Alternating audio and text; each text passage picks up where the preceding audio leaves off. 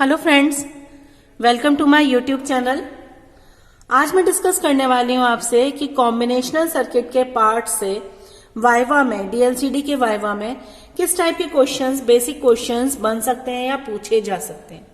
तो सबसे पहले तो मैं आपको एनालिटिकल पार्ट तो आप लोगों ने मेरी वीडियो से देखकर समझ ही रखा होगा, लेकिन एक रिवीजन के तौर पर अगर हम कॉम्बिनेशनल सर्किट से अगर डिस्कस करें तो हमारे जो क्वेश्चंस बन सकते हैं वो क्वेश्चंस क्या हो सकते हैं। पहली बात तो वो ये पूछ सकते हैं कि कॉम्बिनेशनल सर्किट क्या होते हैं, what is a combinational circuit. तो कॉम्बिनेशनल लॉजिक सर्किट के बारे में आप क्या बताएंगे कि क्या होता है।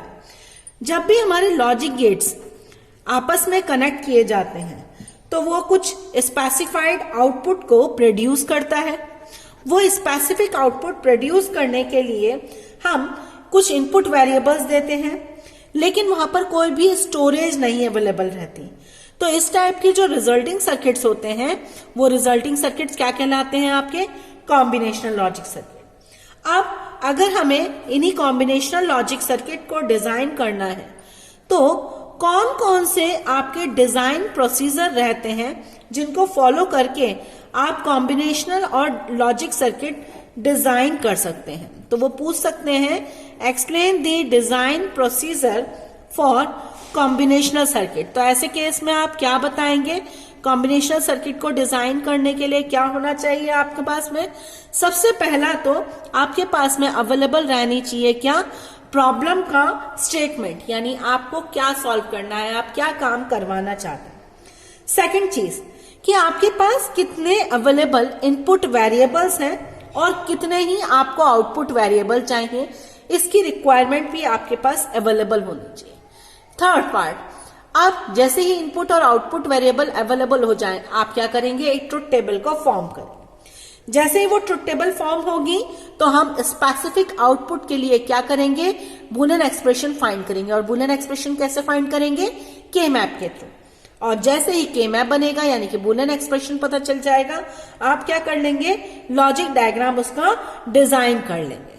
तो आपके ये टोटल 5 स्टेप हो जाएंगे। पहला प्रॉब्लम डेफिनेशन, दूसरा determination of input and output variables, third truth table construction, fourth Boolean expression find करना, फिफ्थ लॉजिक डायग्राम ऑब्टेन।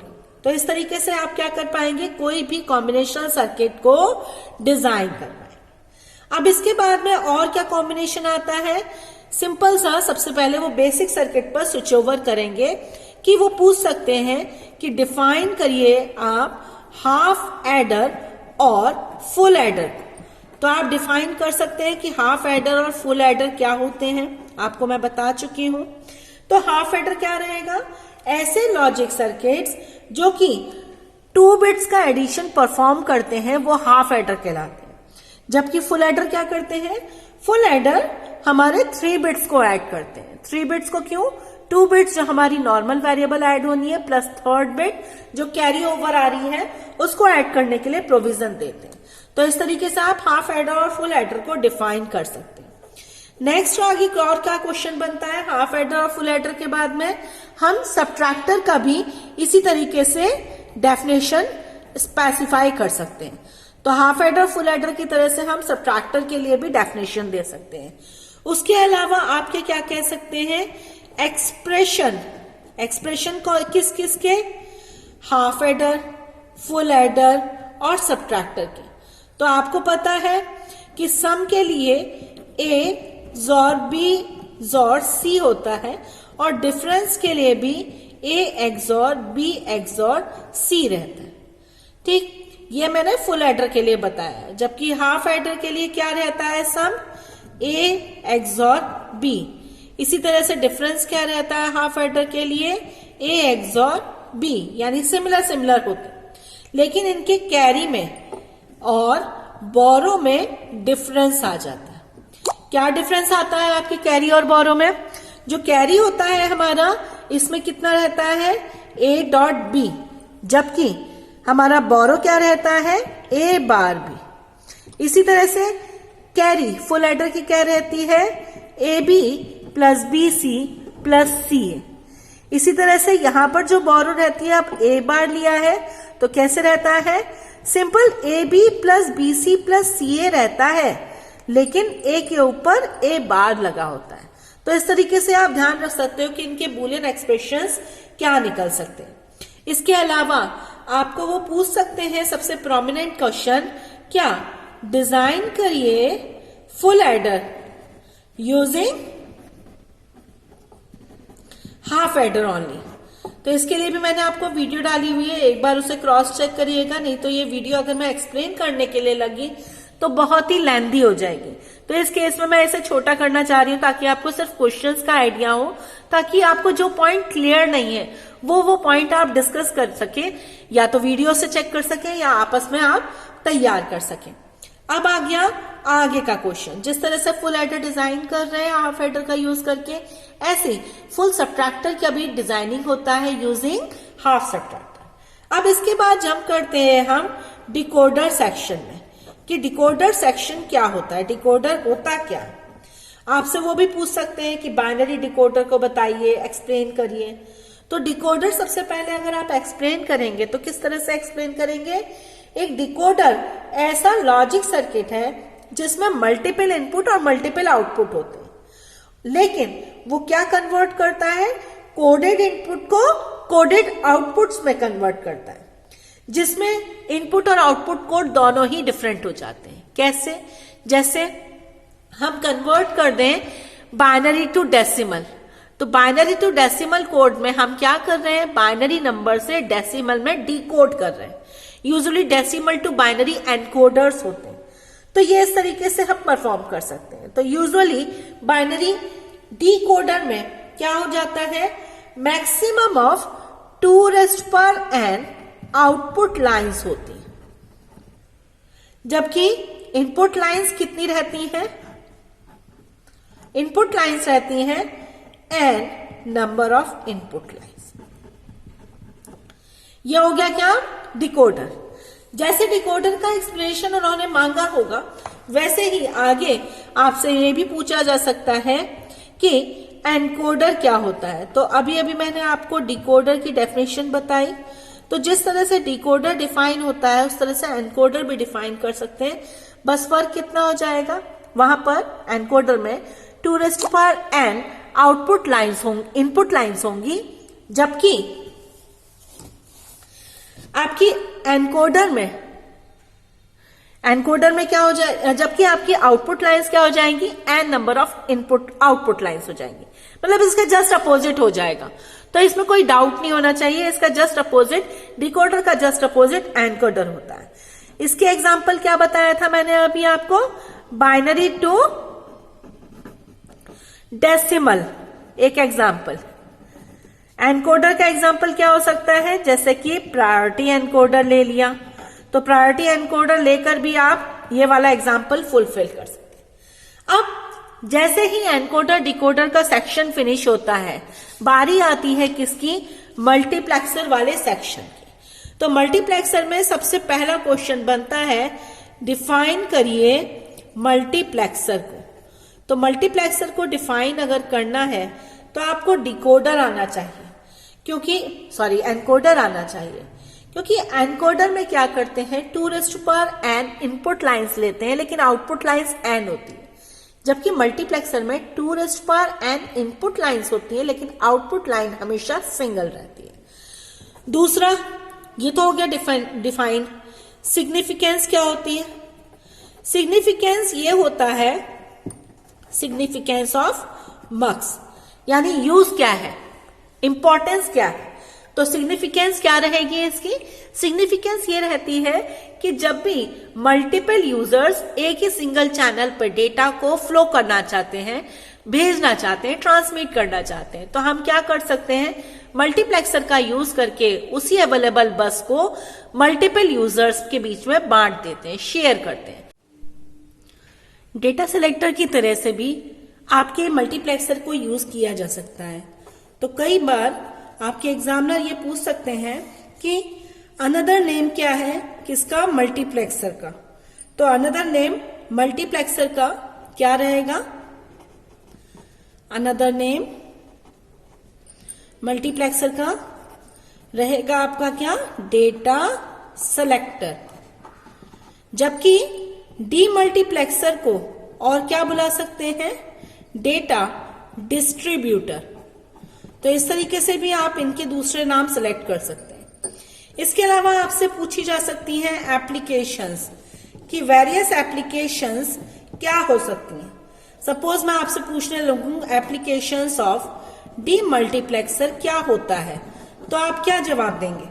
सबसे पहला कि ये डेटा ट्रांसमिशन में बहुत ही यूजफुल रहता है, जहां पर एरर डिटेक्ट करने की रिक्वायरमेंट होती है। दूसरा, बहुत ही सिंपल सा use, binary to decimal encoder की तरह से, डिकोडर की तरह से भी इसे बिहेव करवा सकते हैं।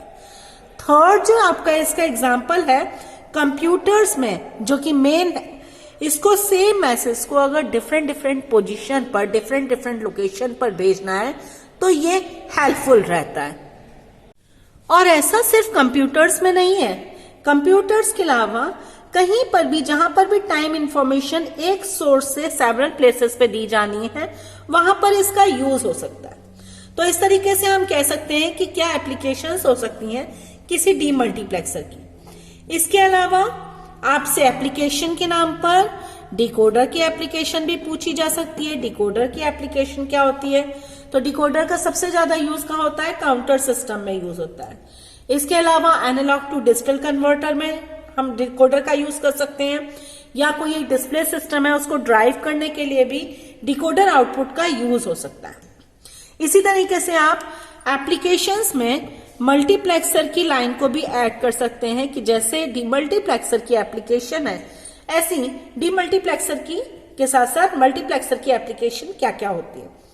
तो एक एप्लीकेशन तो मैं आपको बता ही चुकी हूं, कौन सी, डेटा सेलेक्टर की तरह से। तो डेटा सेलेक्टर क्या करता है, वन आउटपुट को मैनी इनपुट के साथ कनेक्ट करता है, यानी कोई भी एक सिंगल इनपुट आपके आउटपुट पर अवेलेबल हो सकता है। दूसरा, बहुत ही इंपॉर्टेंट, मैंने इसके लिए एक सेपरेट वीडियो भी बनाया है, कि कॉम्बिनेशनल सर्किट को अगर इंप्लीमेंट करना चाहते हैं तो मल्टीप्लेक्सर का यूज बहुत प्रोमिनेंटली होता है, तो वहां पर आप इसका इस्तेमाल कर सकते हैं। अब ये सब तो रहा, मतलब ये आपका एक कॉम्बिनेशन सर्किट का भी एक क्वेश्चन हो सकता है कि वो आपको कुछ बूलियन फंक्शन इस तरीके से इंप्लीमेंट करने को दे दें यूजिंग मल्टीप्लेक्सर। तो इसके लिए आपकी सेपरेट वीडियो है, आप उससे कंसल्ट कर लें, इम्प्लीमेंट दिस फंक्शन यूजिंग मक्स। तो इस तरीके के फंक्शंस को मक्स का इस हेल्प से कैसे इंप्लीमेंट करते हैं, ये जरूर आपको सीखना है। ये बहुत ही इंपॉर्टेंट क्वेश्चन है जो एग्जामिनेशन में पूछा जाता है। अब बात आती है कोड कन्वर्टर्स की। तो सबसे पहला क्वेश्चन कोड कन्वर्टर से लेकर ये होता है कि कोड कन्वर्टर होता क्या है, क्या करता है। तो कोड कन्वर्टर क्या होता है, डिफरेंट बाइनरी कोड्स को आपके दूसरे कोड में कन्वर्ट करता है, जैसे कि binary to gray code converter हो जाएगा, binary to XS3 code converter हो जाएगा। कैसे कन्वर्ट करेंगे, वही प्रोसीजर। सबसे पहले हमें जैसे प्रॉब्लम मिल गई तो हमें कितने वेरिएबल का इनपुट लेना है और कितना आउटपुट लेना है डिसाइड करके ट्रुथ टेबल बनाकर और उससे के-मैप फिल करके बूलियन एक्सप्रेशन फाइंड करना है और फाइनली सर्किट डायग्राम बना लेना है। तो इस तरीके से आप कोड कन्वर्टर डिजाइन कर सकते हैं। तो ये हो गया आपका पूरा मल्टीप्लेक्सर और कोड कन्वर्टर का सेक्शन। एक और क्वेश्चन आपसे पूछा जा सकता है कि जो कंपैरेटर होते हैं वो कितनी वैरायटी के होते हैं, क्या होते हैं, व्हाट इज मैग्नीट्यूड कंपैरेटर। और आपसे हो सकता है कि वो 1 बिट का मैग्नीट्यूड कंपैरेटर डिजाइन करने के लिए भी बोलते हैं, क्योंकि ये बहुत बेसिक क्वेश्चन है। किसी कंपैरेटर को डिजाइन करना आना मतलब कि सारा कॉम्बिनेशन सर्किट आपने सीख रखा है। इसी तरह से आपसे वो पूछ सकता है कि क्या होता है और कैसे डिजाइन करते हैं, एप्लीकेशन क्या होती है। तो क्या होता है और कैसे डिजाइन करते हैं इसकी तो वीडियो मैंने बना रखी है, लेकिन एप्लीकेशन मैं आपको बता सकती हूँ कि एप्लीकेशन किस किस में होती है इसकी। एक तो कंट्रोल एप्लीकेशंस होती हैं, दूसरा इसका यूज होता है फिजिकल वेरिएबल। अगर हमारा कोई कंपैरेटर सर्किट हमारे यूज होता है, जैसे एनालॉग टू डिजिटल कन्वर्टर है, तो एनालॉग टू डिजिटल कन्वर्टर में जब आप अंदर सर्किटरी में देखेंगे तो अप्रोक्सीमेशन कि मेथड यूज किए जाते हैं, तो वहां अप्रोक्सीमेशन मेथड के टाइम पर कंपैरेटर्स का ही यूज किया जाता है उन डिजिटल सर्किट्स में, तो वहां पर हमारा इसका यूज होता है। ठीक है, इसके अलावा बहुत इंपॉर्टेंट क्वेश्चन, जैसे कि ये इंपॉर्टेंट था ना, ऐसे ही ये इंपॉर्टेंट क्वेश्चन। क्या इंपॉर्टेंट क्वेश्चन मैंने बोला? डिफरेंस बिटवीन, किस किस के बीच में डिफरेंस दूंगी मैं? Decoder and D multiplexer. ये बहुत ही बेसिक क्वेश्चन है और ये जरूर कोई ना कोई फैकल्टी पूछते हैं कि बच्चे को कम से कम ये तो अज्यूम किया जाता है कि आते। तो हमारा सबसे बेसिक आंसर होता है कि डिकोडर में हमारे पास में क्या होता है? सिलेक्शन लाइन अवेलेबल नहीं होती, इनेबल होता है सर। जबकि डी मल्टीप्लेक्सर में इनेबल भी हो सकता है और सिलेक्शन लाइन तो होती ही होती। तो यही बेसिक डिफरेंस होता है कि किस तरीके से हमें डिस्टिंग्विश करेंगे डिकोडर और डी मल्टीप्लेक्सर में। ठीक है, क्लियर है? तो ये सारे क्वेश्चन बनते हैं हमारे कॉम्बिनेशनल सर्किट से। जितना मैंने पढ़ाया है उसके हिसाब से मैं इनको निकाल पा रही हूं। इसके अलावा उनका अगर कॉम्बिनेशन में अगर आपसे डिजाइनिंग करवाना चाहे तो कॉम्बिनेशन में डिजाइनिंग के टाइम पर आपको कोड कन्वर्टर भी डिजाइन किया जा सकता है, मल्टीप्लेक्सर बूलियन एक्सप्रेशन से डिजाइन करवाया जा सकता है, मैग्नीट्यूड कंपैरेटर डिजाइन कर सकते हैं, और एक क्वेश्चन और होता है मल्टीप्लेक्सर ट्री। मल्टीप्लेक्सर ट्री क्या होता है? मल्टीप्लेक्सर ट्री होता है कि कैसे एक 16:1 मल्टीप्लेक्सर को डिजाइन करा जाए फ्रॉम 4:1 और 2:1 मक्स। तो मल्टीप्लेक्सर ट्री और डी मल्टीप्लेक्सर ट्री जरूर पढ़िएगा, क्योंकि इसका यूज करके हम छोटे साइज के मल्टीप्लेक्सर या डी मल्टीप्लेक्सर से बड़े साइज के मल्टीप्लेक्सर या डी मल्टीप्लेक्सर को डिजाइन कर सकते हैं। ठीक है, आज की वीडियो में बस इतना ही। अब आपका सेक्शन बचता है सिर्फ सीक्वेंशियल सर्किट का, उसके और कुछ मैं प्रोमिनेंट क्वेश्चन जो बन सकते हैं जल्दी ही आपके साथ शेयर करूंगी। Thank you.